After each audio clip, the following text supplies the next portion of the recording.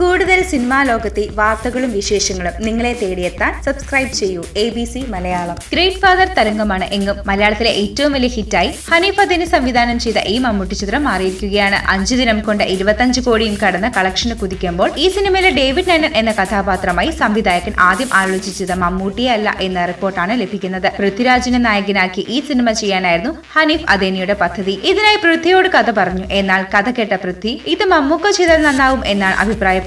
മാത്രമല്ല ഈ പ്രോജക്ട് നിർമ്മിക്കാനും പൃഥ്വി തയ്യാറായി. ഒരു സിനിമയെക്കുറിച്ചുള്ള പൃഥ്വിരാജിന്റെ ദീർഘവീക്ഷണമാണ് ഈ സംഭവത്തിലൂടെ വെളിപ്പെടുന്നത്. മമ്മൂട്ടി ആയിരുന്നില്ല താരമെങ്കിൽ ഗ്രേറ്റ് ഫാദറിന് ഇത്രയും വലിയ ബിസിനസ് നടക്കുമായിരുന്നില്ല. ഇന്ത്യയെങ്ങും ഇത്ര വലിയ ആഘോഷ വിജയമായി ഇത് മാറുമായിരുന്നില്ല. 100 കോടി ക്ലബിലേക്ക് മലയാളത്തിന് രണ്ടാമത്തെ സംഭാവനയായി ഈ സിനിമ മാറുമെന്ന് ഉറപ്പായി കഴിഞ്ഞു. അത് എത്ര ദിവസത്തിനുള്ളിൽ സംഭവിക്കുന്നു മാത്രമാണ് ഇനി അറിയാനുള്ളത്.